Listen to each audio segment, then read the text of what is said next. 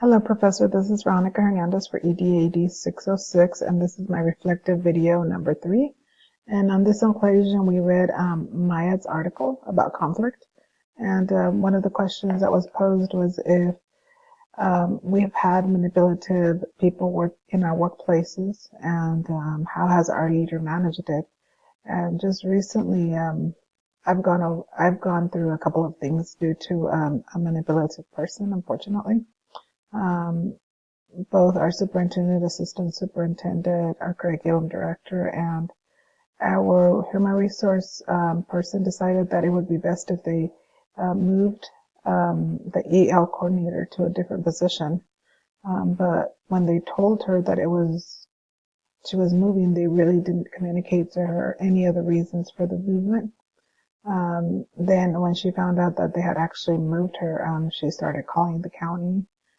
She began being very upset and very controlling of the department. She didn't want to release it, and she kept saying that it was her department, her staff.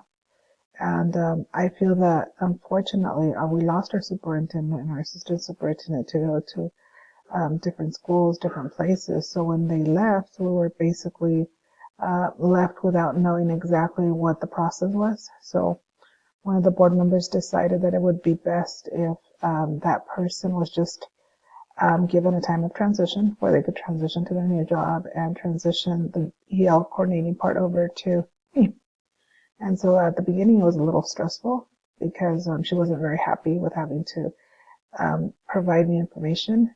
And I feel that the reason for this was because it wasn't handled correctly. There was a lot of misinformation. There was not the correct communication to inform her that she was being placed into a vice principal position because they felt that she would be better able to handle that. And then so she started manipulating people and saying that they were moving her because it was a personal instead of a professional reason. So I feel that open communication, making sure everybody understands why there's movements would definitely help if you're a principal. Being honest with your teachers, maybe you have them in a certain position, like in an upper grade, and they would do better in a lower grade. Telling them you want to be better able to support them.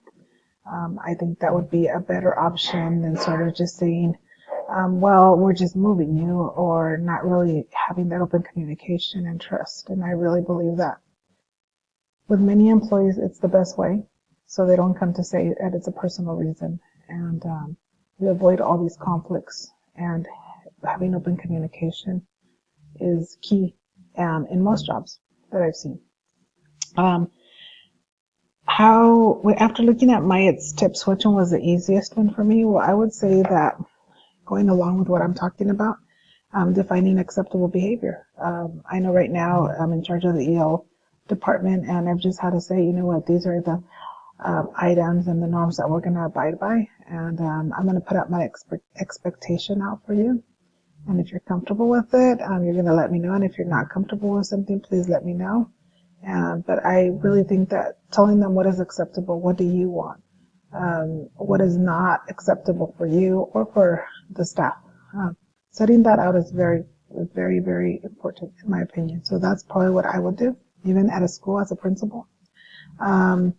Another one that probably would be the hardest, most difficult for me is hitting conflict head on. And I know that everything that I've read says that you must.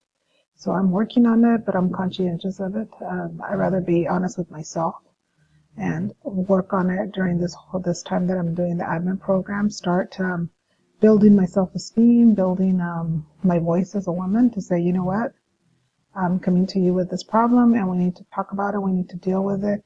Coming up with solutions, sitting with people, and instead of having disagreements, which they're okay, but then just ending with a disagreement and not finding some solutions or some middle ground is not going to be effective and it's not going to help. So those are the two that I feel, one, my strength, and the other where I need some more help, a little bit more support with, and I'll work on them. And so, Professor, that's all that I have for right now. Thank you so much for what you're doing. It's been a very good experience for me so far. So hopefully on my last one, I'll be able to share a little bit more. Thank you so much, Professor. Have a great day.